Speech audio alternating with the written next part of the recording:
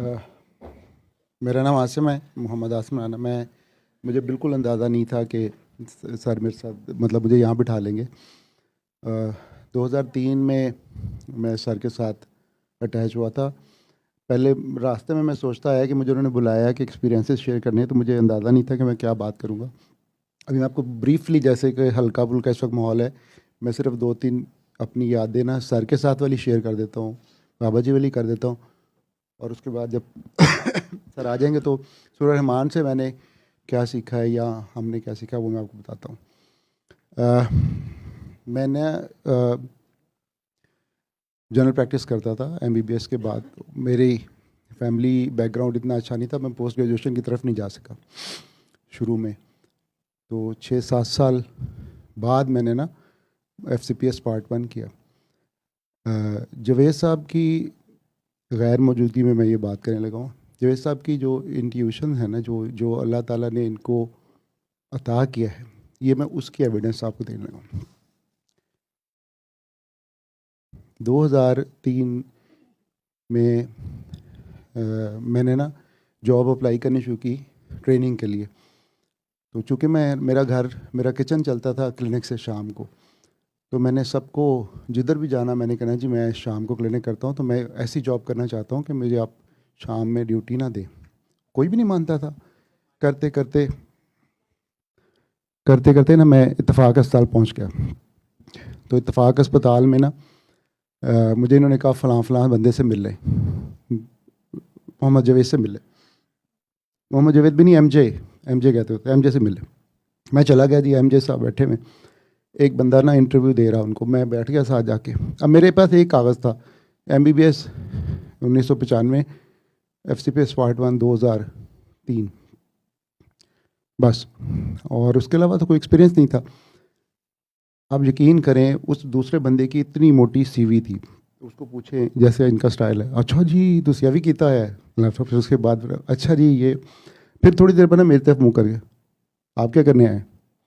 मेरे पास जवाब ही कोई, मैं सर में फेलोशिप करने आया। अच्छा ठीक है। फिर उससे बात करनी शुरू। अच्छा फलां आपके मेंटर हैं, अच्छा ये है, ये है। आप क्यों बैठे हुए? सर मैं फेलोशिप करने आया। 3-4-5 दफ़ा ना उसको कर करके ना फिर से कहते हैं अच्छा ये आप अपना सेल फ़ोन हमें दे जाएं, अपना कॉन्टैक्ट नंबर हमें दे जाएं, तो हम आपसे रब्ता कर लेंगे। उसको उठा दिया, मुझे कहते हैं इधर आ मेरे नाल। डायरेक्टली कोई इंटरव्यू नहीं, कुछ नहीं। मुझे ले गए मौज़म साहब के पास। डॉक्टर मौज़म बेग मिर्ज़ा हमारे हेड ऑफ डिपार्टमेंट होते थे मेडिसिन के, और उनसे कहते हैं कि इसको ना आप रिकमेंड कर दें, बगैर कुछ किए हुए।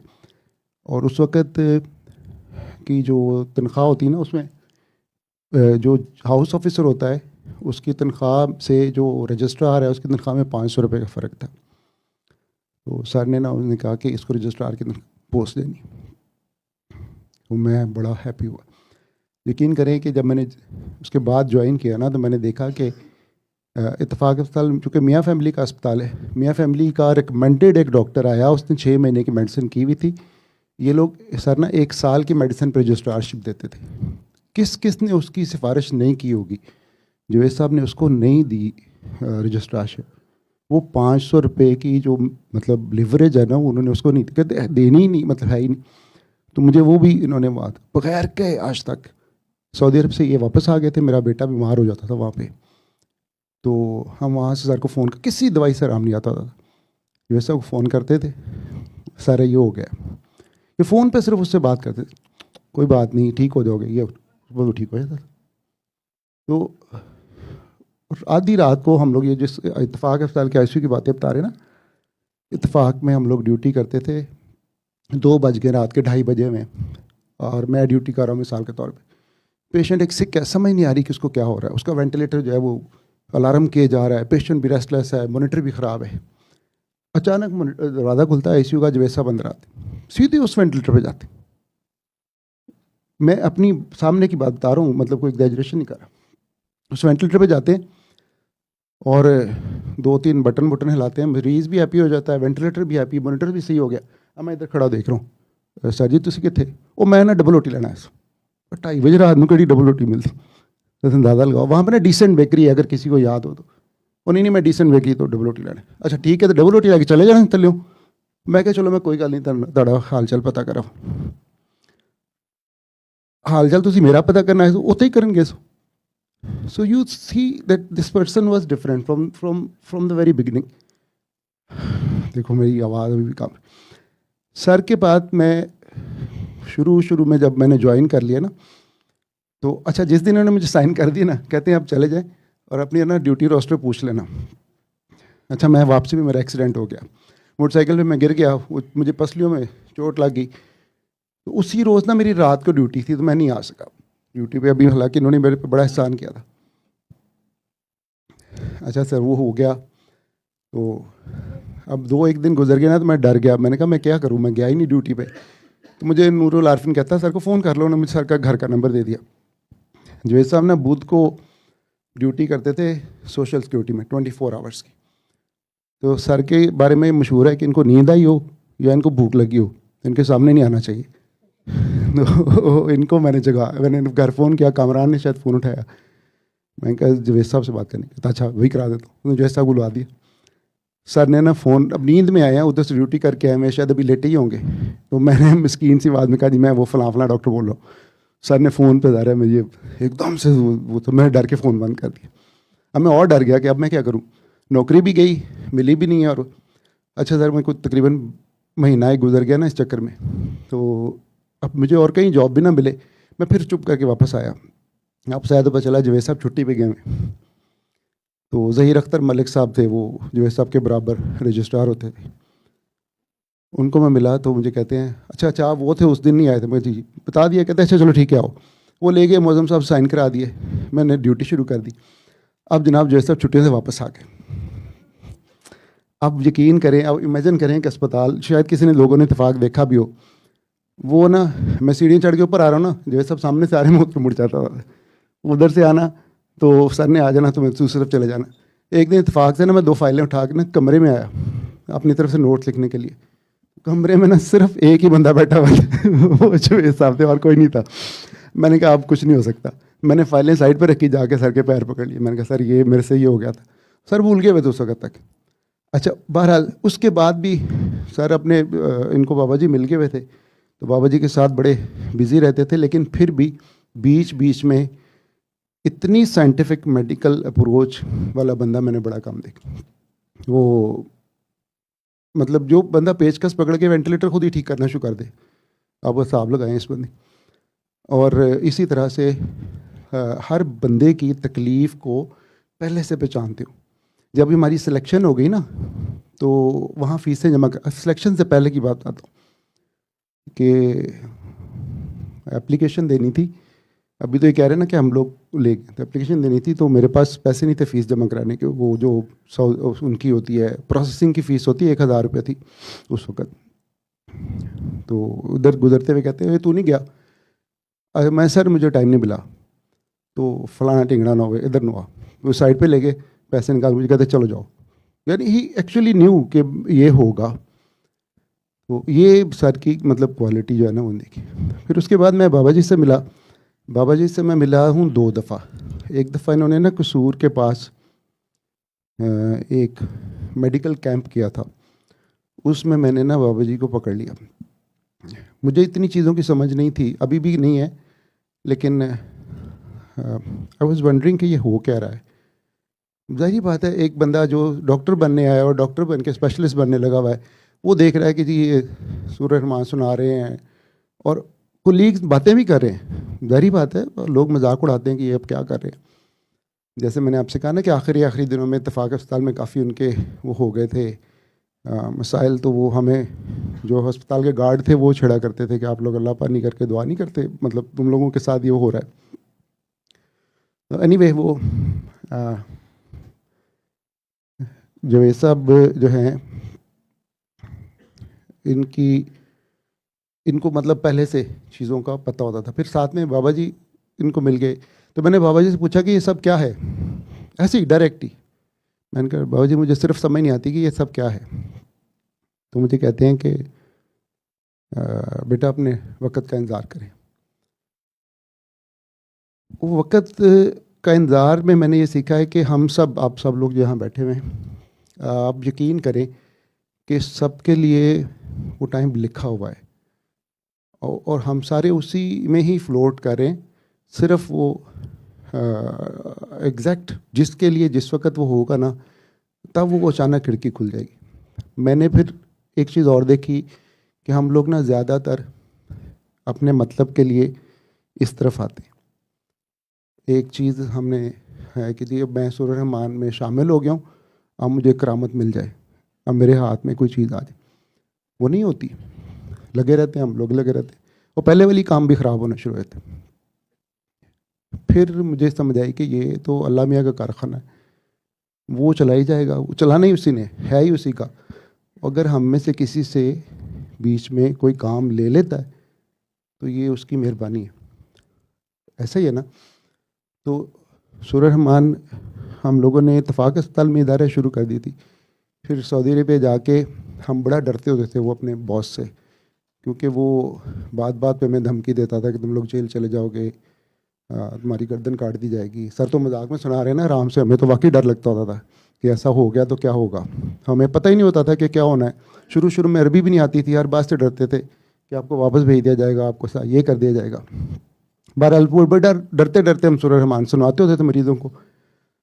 वॉकमैन वगैरह हमारे पास कोई नहीं होते थे, हेडफोन्स भी, मोबाइल फ़ोन भी। ज़ाहिर है आप बात बता रहे हैं आपको 2003 की, ये जो डिजिटल फ़ोन हैं ये नहीं होते थे। छोटे वाले क्या होते हैं वो, हाँ, वो जो बटनों वाले फ़ोन थे उसमें नहीं होती थी सूरह रहमान। तो बड़ी मुश्किल से हम लोग फिर वो बंदोबस्त करते थे और वो उनको सुनाते थे।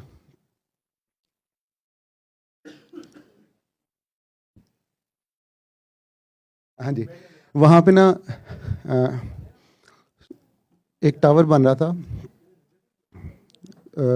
7-8 मंजिला ना, 2 टावर बन रहे थे। जैसे वो बता रहे थे ना सर कि वो लोग एक्सपैंड कर रहे हैं बिल्डिंग। अब आप देखें तो किंग साउथ मेडिकल सिटी है, बहुत बड़े बड़े टावर बन गए वहाँ पे। तो आपको बताना मैं चाह रहा हूँ कि अल्लाह ताला जब रास्ता बनाने लगता है ना।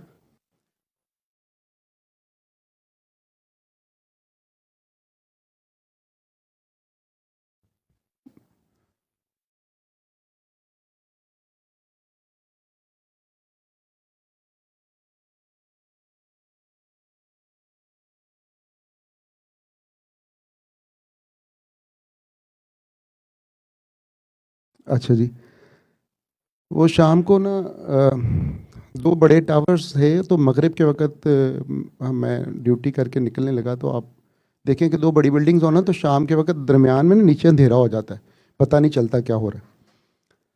वहाँ पे ना नीचे एक पाकिस्तानी मज़दूर सफाई कर रहा था, तो ऊपर से ना 7-8 मंजिला ऊपर से किसी मज़दूर ने ना उस ऊपर छत की सफाई की ना, तो लकड़ी का इतना बड़ा पीस ना उसने उठा के नीचे फेंका।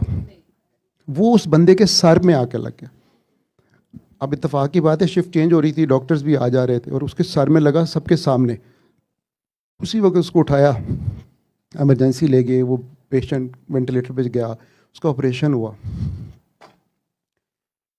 वो जो न्यूरो सर्जन था ना, वो मुझे अगले दिन मिला, कहता है कि डॉक्टर मुझे समझ नहीं आ रही है मैं ब्लीडिंग को कैसे रोकूं। कहता है मैंने इसका हाफ तकरीबन ब्रेन ही निकाल दिया है, सिर्फ ब्लीडिंग रोकने रोकने के चक्कर में। एनीवे, वो मरीज़ कोमे में चला गया। फिर वही बात, उसकी ट्रेक्योस्टमी हो गई, वो वहाँ पड़ा हुआ था। ये बात किया जब वैसा वापस आ गए थे। तो अब उसका ना कोई वाले वाला उसने, उसका एक भाई था वो भी मज़दूर था, तो वहाँ उसकी समझ नहीं आ रही थी इसको करें क्या। अब इसको घर भेजना है, पाकिस्तान भेजना है, कैसे भेजना है, इसका बिल कौन देगा, ये क्या होगा। उन दिनों ना गवर्नमेंट में नया नया नॉन सऊदीज़ के लिए ना बिल का वाला मसला भी शुरू हुआ था। अच्छा, एक दिन मैं शिफ्ट करके निकला, मैं उस वक्त तक थोड़ा सीनियर हो गया हुआ था। तो बाहर में गया, तो बाहर ना हारिस गार्ड जो होता ना, गार्ड एक बंदे से लड़ा। शिफ्ट वो मुलाकात का टाइम ख़त्म हो गया हुआ था। मैं उससे पूछा क्या बात है, तो एक बड़ा मामूली सा ना आदमी, हल्के से बादामी से रंग की, उसने वो शर्ट पहनी जो नीचे से सीधी नहीं होती, बुशर्ट कहते हैं उसको, बाहर थी उसकी, और ब्राउन से कलर की उसने पैंट पहनी हुई, चप्पलें पहनी हुई हाथ पैर में ना। वो गार्ड कहता है कि जी मैं इसको कह रहा हूँ विजिटिंग आवर ख़त्म हो गया, और ये कह रहा है कि मैंने अंदर जाना अभी भी। तो मैं उसे कहा कि आपने किससे मिलना? कहता है वो हम फलां पाकिस्तानी को देखने आए हैं, हमें भेजा गया है उसको देखने के लिए, ये साहब मानते नहीं हैं। वो इंडियन था। तो मैंने ना उसको, जब उसने कहा ना हमें भेजा गया है, तो मैंने कहा शायद इसको कोई इम्पोर्टेंट बात होगी। मैंने कहा इसको ना 1 मिनट के लिए मेरे साथ भेज दो। मैं उसको अंदर ले गया। कहता है डॉक्टर 1 मिनट से ज़्यादा ना लगाना, क्योंकि सुपरवाइज़र आता है, वो चेक कर लेगा कि अंदर विजिटर है, तो मेरी मुश्किल हो जाएगी मेरे लिए। वो खैर वो अंदर ले गया। आप यकीन करें कि वो ना उसके फुट एंड पे खड़ा हो गया। उसके फुट एंड पे खड़ा होके तो एकदम से ना उसको गालियाँ देना शुरू हो गया हिंदी में ना, मतलब वो जो समझते हैं हम सारी वो वाली, कि तुम्हारी फलां मुझसे क्यों नहीं हो, तुमने क्या तमाशा लगाया हुआ? मैं कहा यार इसका तो आधे से ज़्यादा दिमाग ही नहीं है, इसको क्या पता चल रहा है, कौमे में है वो, ट्रेकास्मी भी। और सारी नर्सें ना परेशान, इंडियन पाकिस्तानी नर्सें, कि ये किसको अंदर लेके आ गया। अच्छा वो साहब ना नॉन स्टॉप गालियाँ दिए जा रहे। तो मैंने अचानक उस पेशेंट की तरफ देखा ना, तो मैंने देखा उसके तो आंसू निकल रहे। उसको ना मैंने फ़ौरन पकड़ के ना ग्लव्स पहन के तो उसकी ट्रिकास्मी जो है ना उसको बंद कर दिया। ट्रिकास्मी ना वॉइस बॉक्स से नीचे होती, तो जब वॉइस बॉक्स में से हवा नहीं जाती ना तो आवाज़ नहीं आती। तो जैसे ही उसकी वॉइस बॉक्स में से आवाज़ आनी शुरू हुई ना, वो ऐसे रोना शुरू हुआ कि जैसे ना, मतलब आप यकीन करेंगे कि ऐसे एक बड़ा आदमी जो है ना ज़ोर ज़ोर से रोना शुरू कर। अब मैं हैरान हो गया कि इसको क्या हो रहा है। अच्छा थोड़ी देर बाद ना वो बंदा थक गया, लिटरली थक के ना सांस लेके आता है, डॉक्टर साहब हम कल इसी वक्त आएंगे। मैं परेशान हो गई, ये क्या है। अगले दिन मेरी शिफ्ट भी नहीं थी, मैं फिर भी भागा गया कि उसको अंदर लेके जाना। आप यकीन करें वो 7 दिन तक आता रहा लगातार, उसने उसको गालियाँ दी और कुछ नहीं किया। 7 दिन बाद वो बंदा उठ के बैठ गया। आप उसका सीटी स्कैन देखें, नो वन कैन बिलीव कि ये बंदा जाग सकता है। तो इस तरह के मुझसे जो है ना हमने सूरह रहमान से भी होते देखे। वो वाला बंदा मुझे दोबारा नहीं मिला, वो अपने हिस्से का काम करके चला गया। और बाबा जी ने जो है वो छोटी छोटी सी बातें हमें बताई, जो वक्त के साथ साथ जो है ना वो खुलती चली गई। सर ने जैसे आपको बताया कि नफ़रत जो है और गुस्सा, ये ना मतलब कोर है। मैं आपको ना आसान एक मिसाल देता हूँ जैसे मुझे समझ आई है। अब बचपन में स्कूल जाते हैं ना, सारे टीचर हमें पसंद नहीं आते, है ना, सारे टीचर्स को हम भी पसंद नहीं आते। कोई ना कोई एक जगह फ़र्ज़ कर लें ऐसी है जहाँ पे एक कन्फ्लिक्ट है आपका एक टीचर के साथ, और वो टीचर आप ही को खड़ा कर लेता है हर दफ़ा क्लास में। आप ये सवाल का जवाब बताओ। आप लिटरली उसे कहते हैं मुझे नहीं आता, वो फिर भी कहता है हर दफ़ा। अब एक ऐसा टीचर जो है, ये बात ना मैंने पहले भी लोगों को समझाने के लिए इस्तेमाल की, एक ऐसा टीचर जो है उसने कोई असाइनमेंट दी है, आपने ना बड़े एहतमाम से वो असाइनमेंट की है, और आप चाहते हैं कि आप अपने ताल्लुकात उस टीचर से ठीक कर लें। आप इमेजिन करें कि आपको आपके वालिद साहब स्कूल छोड़ के चले गए, स्कूल का गेट बंद हो गया, बेल हो गई, पहली क्लास ही उस टीचर की है, और आपको याद आता है कॉपी तो मैं इस्त्री स्टैंड पे छोड़ा है। फिर क्या होता आपके साथ? सिंपल, टांगों में से जान निकलनी शुरू होती, पेट में बल पड़ना होता है, मुंह खुश्क होना शुरू होता है, राइट। अब हम कहते हैं जी ये कैटेकोलामीज़ है जो रिलीज़ होते हैं उस वक्त। आप ये कैटेकोलामीज़ में 15 साल रह के दिखाएं। मेरी बात समझ रहे हैं? जब व्हेन यू होल्ड ग्रजेस, जब आप लोगों से नाराज़ है, अपने आप से नाराज़ हैं, चले अल्लाह ताला से नाराज़ हैं कि जी मुझे ये चीज़ क्यों नहीं मिली, और वो कैटेकोलामीज़ का एक लेवल है जो कि आपके अंदर मुस्तकिल रह रहा है, फिर क्या होगा? समझ गए क्या होगा? तो ये होता है, वो सूरह रहमान हमें पैसिफाई करना सिखा देती, वो हमारी वेवलेंथ को, अभी मैंने कहा ना ये जिसका कारखाना है उसी ने चलाना। तो एक वेवलेंथ, अच्छा एक चीज़ और भी है, हम सारे ना आपस में कनेक्टेड हैं, ये आपको पता है। अल्लाह ने हमें मिट्टी से पैदा किया। किस मिट्टी से पैदा किया? ऑब्वियसली हम समझते हैं ये ज़मीन वाली मिट्टी से पैदा किया, राइट। तो एक ही मिट्टी से बने हुए ना हम सारे, तो कनेक्टेड हुए ना, हमें एक ही मिट्टी लगी हुई है। फिर वो कहता है मैंने उसमें अपनी रूह फूंक दी। अब हमें नहीं पता है वो एक ही रूह है या यूनिट्स हैं, ऐसे ही है ना। अब रूह भी उसी की है, तो we are connected at 2 levels. तीसरी बात, फ्रूट ट्राइफल बनाते हैं आप लोग, अगर मैं कहूँ कि उसकी हर चीज़ आपस में कनेक्टेड है थ्रू दैट मीडियम जिसके अंदर आप वो डाल देते हैं, तो we are connected to each other through that medium इस कायनात में। अब जब आप किसी के बारे में बुरा सोचेंगे या बुरा चाहेंगे तो ये कैसे हो सकता है कि वो रिफ्लेक्ट होकर आप तक वापस ना आए? ऐसे ही है ना, तो वो आएगा ही आएगा। और जब आप उससे बाला हो जाएंगे, जैसे सर आपसे कहते हैं कि बस कर दें, छोड़ दें, माफ़ कर दें, माफ़ कर देंगे तो आप उससे ऊपर चले जाएंगे। जैसे ही आप उससे ऊपर चले जाएंगे, वो जो नेगेटिव एनर्जीज़ हैं उनसे आपकी जान छूट जाएगी और आपकी जो वेवलेंथ है वो उस नेचुरल वेवलेंथ के साथ हम आहंग हो जाएगी जिसके लिए मतलब अल्लाह ने आपको पैदा किया। आपको सर ने पहले भी शायद बताया हो कि अल्लाह ने आप सबको, हम सबको बड़े प्यार से बनाया। ऐसे ही है ना, आईसीयू में रह के मुझे एक चीज़ बड़ा एक्सपीरियंस होता है कि हमारे लिए ना एक बंदा पूरी कायनात होता है और उसके लिए पूरी कायनात की अहमियत एक मच्छर के पर से ज़्यादा नहीं है। तो एक तो पहले यही समझ लेना, कंपैरिजन ही कोई नहीं है ना, कोई कंपैरिजन नहीं है। लेकिन जिस लेवल पे मैं आपसे बात कर रहा हूँ उसकी बात करें अगर, तो कि अगर आपके अंदर सारे कैटेगरी में जिस तरह से आप लेके चलते रहेंगे, अल्लाह ने सारे जानवरों को ऐसे बनाया, हमें उसने ऐसे बनाया, ऐसे ही है ना। तो ये जो सारे मसल्स हैं उसने उसको लगा के पीछे खींच के सीधा किया हुआ है। हर वक्त अगर आपके पट्ठों में खिंचाव रहेगा तो आखिर में क्या हो जाएगा, समझ रहे हैं ना। तो बस यही जो है ना मुख्तसर सी बात जो है ना वो हमने इससे सूरह रहमान से सीखी है और वो प्यार है, मोहब्बत है। आपको बार बार सर मिसाल देते हैं ना कि अल्लाह ने आपको बड़े प्यार से बनाया। अल्लाह ने, मैं अपने पेशेंट्स को भी अब तो यही सर वाली मिसालें देता हूँ कि अल्लाह ने जब आपको पैदा किया तो दो बड़े काम किए। एक ये कि उसने आपकी माँ के पैरों के नीचे जन्नत बढ़ा दी, यानी उनका दर्जा इतना बुलंद कर दिया। दूसरा, उसने दो फरिश्ते लगाए आपकी माँ के साथ ताकि वो आपको पालने में उसकी मदद करें। आप देखो वो आटे वाले हाथों से भागी आती है, उसको कौन बताता है कि फड़ी फड़ी फड़ी चल रहा है, गमला वाले पास से मिट्टी ना खा ले, और देखिए देखिए पलंग तो थले डिगने लगा। सो इस बात को चेरिश करें दैट यू आर इम्पॉर्टेंट। सूरज रोज़ आप लोगों के लिए निकलता है, इसलिए निकलता है कि एक दफ़ा फिर से हम पूरा दिन जो है ना उसके लोगों की वो करें, क्या करें, मोहब्बत करें, मतलब नफ़रत ना करें, मतलब आप किसी को आसानियाँ बांटें, कोशिश करें, तो उसी से मसाइल बहुत सारे हल हो जाते हैं।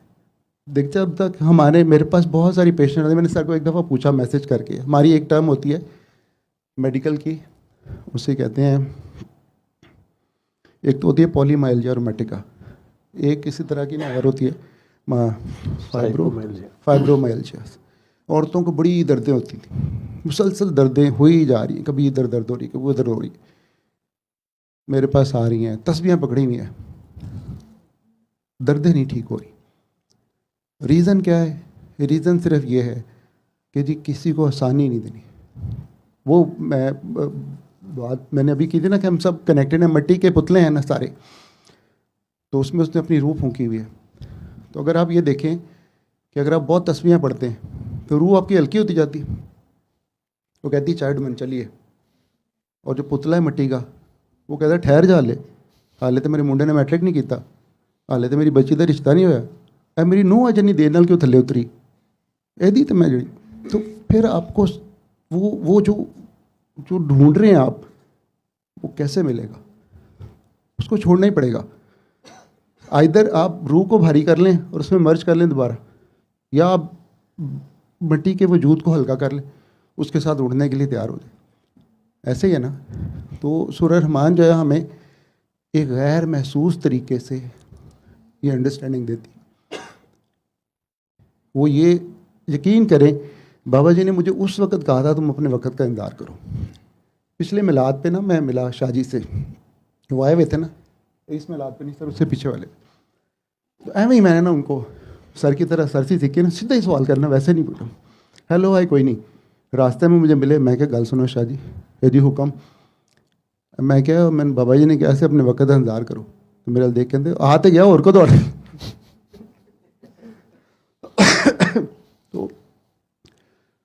तो ये जो चीज़ें डेवलप होती हैं वक्त के साथ साथ वो हम आपसे शेयर करें। सूर्य रहमान से स्नेक बाइट्स के पेशेंट्स मेरे आईसीयू में, हेपेटिक एनकेफेलोपैथी तो अब कॉमनली अंडरस्टैंड लोग कर गए ना कि ये इससे बहुत अच्छी जल्दी से बेहतर हो जाती है, ब्लड लॉसेस ठीक हो जाते हैं।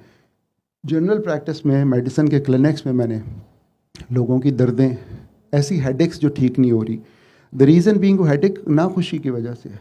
आप खुश नहीं हैं, और आप खुश क्यों नहीं है कि आप अल्लाह की तकसीम पे राज़ी नहीं है,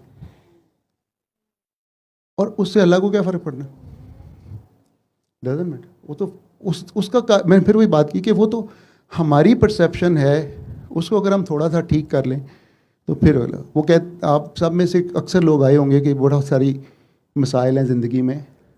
आप वो देखो, एक बच्चा है, लड़का खेल रहा है बच्चा, वो चूंटी के रास्ते में ना पत्थर कभी रख देता है, कभी लकड़ी रख देता है। चूंटी बड़ी परेशान होती है, कभी इधर जा रही है, वो कभी इधर जा रही है, वो रास्ते ढूंढती ना अपने लिए।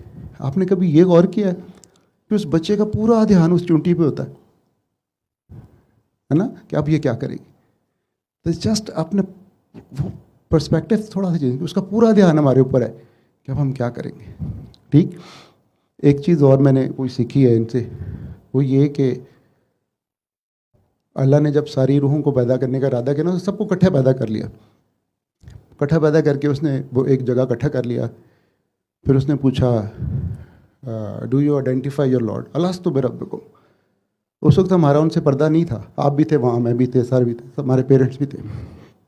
हमने कहा जी आप ही हैं, सारी बात है, ऑफ कोर्स, और कौन है। उसके बाद क्या हुआ ये नहीं किसी को पता, राइट। फिर जब अल्लाह ने दुनिया में भेजने का इरादा किया तो उसने कहा कि मैं आपको दुनिया में भेजूंगा, वहाँ पे आप इतने साल रहेंगे, थोड़े साल रहेंगे, वहाँ पे आपका टेस्ट होगा, वापसी में रिजल्ट अनाउंस होंगे, ऐसे ही है ना। तो जब आपने सुना, आप में से कुछ बड़े शरारती बच्चे थे, उनको अच्छा रिजल्ट अनाउंस होंगे, मैंने तो फर्स्ट आना है, मैंने तो गोल्ड मेडल लेना है। तो अल्लाह ताला ने फरिश्तों से कहा, नोट करो, ये डॉक्टर साहब कह रहे हैं, मतलब आसिम कह रहा है मैंने गोल्ड मेडल लेना, मैंने फर्स्ट आना है। तो बेटा ये जो तकलीफ़ें आती हैं ना, इसको इस तरह देखें कि जिसने फर्स्ट आना हो ना, उससे एक्स्ट्रा क्वेश्चन पूछे जाते हैं। ऐसे ही होता है ना, काम भी ज़्यादा करना पड़ता है, होमवर्क भी ज़्यादा मिलता है, एक आधा नालायक स्टूडेंट भी हाथ में अटैच कर दिया जाता है, एन भी पढ़ा। और एग्ज़ाम के दिन में जब आप अपनी ही नहीं पूरी करने के काबिल होते, आपका टीचर या आपकी टीचर कहती है बाहर वाले टीचर को इससे पूछें, ये मेरा बड़ा अच्छा स्टूडेंट है। तो ये वो एक्स्ट्रा क्वेश्चंस हैं जो आपसे किए जा रहे हैं, और वो बड़े प्यार से ऊपर से देख रहा है कि ये लोग इसको किस तरह हैंडल करते हैं। और मज़े की बात बताऊँ, हैंडल भी उसी ने करना, हम में से किसी ने कुछ करना ही नहीं है। यानी ये भी सर सही मैंने सीखा कि वो कुछ नहीं करना एक्चुअली, खुद आगे होके कुछ करके अपने लिए मसाइल खड़े नहीं करने। तो सूरह रहमान से ये सारी चीज़ें आपकी पर्सनालिटी में खुद ब खुद अब्जॉर्ब होती जाती हैं। सिर्फ एक बात है, यकीन। यकीन बहुत इम्पोर्टेंट है। अगर हम आज भी, कई लोग हम में से सर के साथ चले थे, आप उनको देखेंगे जिनका अभी भी यकीन नहीं है ना, उनको अभी भी वो फ़ायदा हासिल नहीं हुआ है। और उससे भी इंटरेस्टिंग बात यह है कि बाबा जी का जो सिस्टम है ना बेटा, वो अभी भी, ऑफ कोर्स वो एक्टिव है, वो चल रहा है। बाबा जी और बाबा जी के आगे के जो लोग हैं, जिनकी भी वो उस तरतीब से आप हायरार्की कह लें वो कर रहे, ये लोग उन तमाम लोगों को जो उसके साथ यकीन नहीं रखते, गैर महसूस कुन तरीके से ना परे करते जाएंगे, फिल्टर करते जाते, खुद ही फिल्टर हो जाते। फिर उनको नज़र आता है, उसमें ना नुक्स नज़र आने शुरू होते। वो इशफाक साहब लिखते हैं कि जो आपका मुर्शद होता है ना, वो गैर महसूस कुन तरीके से आपसे जान छुड़ा लेता है। आप समझते हैं कि मैं बड़ा अक्लमंद निकला, मैंने पकड़ लिया कि इसमें तो ये फ्रॉड है, इसमें तो ये फ्रॉड है। वो फ्रॉड खुद दिखा रहा होता आपको कि तुम यह देख लो तो पाइन मेरी जान छाड़ दो। तो इसमें ये मांगना कि मुझे कोई करामत मिल जाए, खुदा ना खास्ता, ये मांगना कि मैं मशहूर हो जाऊं, तो फिर आप आगे आ गए ना, वो काम तो पीछे रह गया। और फिर वही बात है कि जिसका काम है उसने उसने कर ही लेना। बार बार मैं एक ही बात कर रहा हूँ। तो मैंने तो बाबा जी से 2 दिनों में यही सीखा। वो इंटरेस्टिंग बात यह है कि वो जिस दिन मैं वहाँ पे थे, आईसीयू के अंदर दाखिल थे, वो डॉक्टर मेमुना भी मेरे साथ ही ड्यूटी पे। बाबा जी ना अच्छे खासे लेटे हैं, मॉनिटर पे ईसीजी आ रही है। अचानक ना ईसीजी की पल्स का जो है ना वो चेंज हो जाता था, आप कह लें रिदम चेंज हो जाता था। हम भागे भागे जाते थे तो वो ठीक हो जाता था। फिर पूछना बाबा जी कुछ नहीं कुछ नहीं कुछ नहीं, जाओ फिर बुला लेना। ये उधर थे नहीं, ये दूर से तो मैं ख्याल वापस रास्ते में थे, है ना? नहीं वो कहते हैं मैं बाबा ना इस तरह करता है तो पल्स चेंज हो जाती है। और उन्होंने क्यों किया ना, तो मॉनिटर पे ना वो डिस्टर्ब हो गया रिदम। वो बल्कि वो ना कपलेट्स भी इस तरह आते थे कि दूर से देखने वाले को लगता था अल्लाह लिखा हुआ है ईसीजी के ऊपर ना, वाइड हो जाते। हाँ, यानी वो बाकायदा ईसीजी की जो वेव है ना, आप लोगों ने अक्सर तस्वीरों में देखी होगी, वो वेव ना इस तरह बन जाती थी कि यूँ लगता था जैसे दूर से अल्लाह लिखा हुआ है, या उस वक्त हमें यही लगता था कि ये इस तरह से है, आर्टिफैक्ट आ रहे हैं। तो वो कहने का मतलब ये है कि जिसको वो चाहते थे उसको वो थोड़ा सा ज़्यादा बता देते थे, ज़्यादा खुल के आगे हो जाते थे।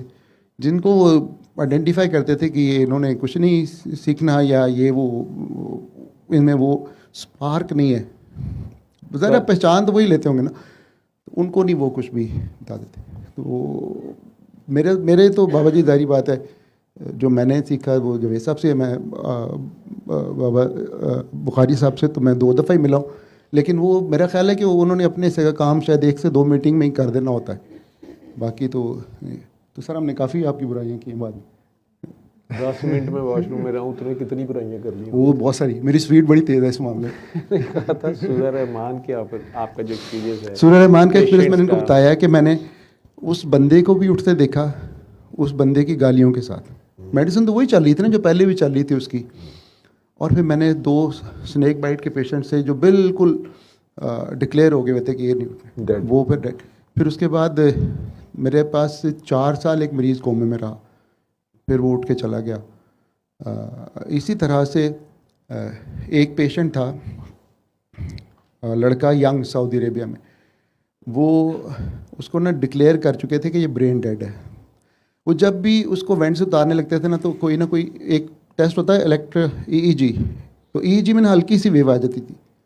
उस हल्की सी वेव पे आके ना वो डर जाते थे, बिकॉज हम सारे नॉन सऊदी थे, वो बच्चा सऊदी था। तो उसको वीन ऑफ करना या वेंट से ऑफ करना आसान काम नहीं था कि ये मर गया ला दो। आखिर में वो एक मेरी ना छुट्टियाँ आ गई साल की जो होती है, तो मैंने डॉक्टर मुस्तफ़ा आदिल से कहा, वो जो हमारे सेकंड हेड होते थे, मुस्तफ़ा आदिल से मैंने कहा कि उस वक्त तक ना वो चले गया हुआ था, अमीन यूसुफ है टेकन ओवर और अहमद यूसुफ को उन्होंने फारिग कर दिया था। तो मुस्तफ़ा आदिल चूँकि FRCA था, royal college of anaesthesia England का, तो वो पढ़ा लिखा आदमी था, तो उन्होंने उसको रिटेन कर लिया। तो मैंने मुस्तफ़ा आदिल से कहा कि मैं एक रिक्वेस्ट करूं। कहता क्या बात है? मैंने कहा इसको ना उतारें, 7 दिन दे दें। और फिर मैंने हिम्मत करके ना उस लड़के के बाप को बुलाया, अरबी मुझे आ गई भी थी बोलनी, उसको मैंने समझाया है कि तुमने इसको 7 दिन मेरे कहने पे सूरह रहमान लगा दो इसके कान में, किसी तरह से अरेंज कर लो। 7 दिन। कहता अच्छा ठीक है। उसको भी रोज़ यही बताते थे ना, ये ब्रेन डेड है, ये ब्रेन डेड है, ये ब्रेन डेड। मैं चला गया, मैंने कोई 15 दिन की छुट्टी पे जाना था। यार मैं वापस आया, वो बच्चा बैठा हुआ, बिल्कुल उठ के बैठा हुआ, खाना खा रहा है। तो जब मैंने ज्वाइन किया तो वो मुझे मेरे फेलोज जो कोलीग्स हैं ना, वो कहते कि यार पता नहीं क्या हुआ है, ये पिछले 7 दिन हो गए ये जाग गया हुआ है। तो इसका बाप पास खड़ा हुआ था, तो इसने आवाज़ दी उसको उठ के ना, मतलब आंखें खोल ली। और तो मैंने फिर वो विजिटिंग आवर्स में उसका बाप आया तो मुझे ढूंढा, वो पहले मुझे ढूंढ रहा था, रोज़ पूछता था कि आ गया वापस नहीं आया। डॉक्टर मोहम्मद कहते थे, पहले नाम से बुलाते ना। तो वो डॉक्टर मोहम्मद को ढूंढा, वो भागा भागा मेरे पास आया। वो आपको पता है अरबी जैसे मुंह चूमते हैं, माथा चूमते हैं कि तुमने मुझे ये बताया, तो ये तुमने पहले क्यों नहीं बताया? अब मैं अंदर से शर्मिंदा कि मैं तो डरता था इसलिए नहीं बताता था। फिर मैंने कहा जब टाइम आना था तभी पता। तो बहरहाल इस तरह से बहुत सारे मोज़े जो है ना वो होते हुए मैंने खुद देखे। तो फिर वही आखिरी एक बात आ जाती है कि ज़ाहिर है सब लोग ठीक नहीं हो सकते, क्योंकि सब लोगों का ठीक होना इस कायनात की जो बेसिक थ्योरी है उसके अगेंस्ट है ना। हम सब ने हमेशा यहाँ नहीं रहना, वो छोटा सा पीरियड गुजारने आए हैं जिसके बाद हमने जाके अपने अपने रिजल्ट कार्ड लेने, तो वो उसकी मर्ज़ी के अगेंस्ट नहीं हो सकता। लेकिन जो कोशिश है वो जब हम करते हैं तो उसमें अगर उसकी रज़ा शामिल हो जाए तो क्या हर्ज है। अगर आप लोग ये इतना सा मेरा मैसेज ले लें कि आपको मैंने साइंटिफिक बेस पे बताया है कि ये कैटेकोलामीन्स हैं जो रिलीज़ होते हैं, जो मुसलसल रिलीज़ होते रहते हैं, जो आपके सर दर्द का बायस बनते हैं, जो फिर आहिस्ता आहिस्ता जब मुसलसल हाई रहते हैं तो हाई ब्लड प्रेशर का बायस बनते हैं, और बहुत सारी चीज़ें। और डिजीज़ की जो बेसिक्स हैं वो यहीं से हैं। तो गुस्से से, नफ़रत से, इन चीज़ों से इसको अवॉइड करें, लोगों के लिए आसानियाँ बाँटें, लोगों को आसानियाँ दें। आपको वापस पलट के आएंगे, मैंने अभी आपको बताया, because we are all interconnected. तो मेरा ख्याल है इससे ज़्यादा मेरे पास लफ्ज़ भी नहीं है, ना ही मुझे कहना आता है। तो सर आपकी बड़ी मेहरबानी है। सल्ले अला सल्ले अला सल्ले अला सल्ले अला सल्ले अला शफीना सल्ले अला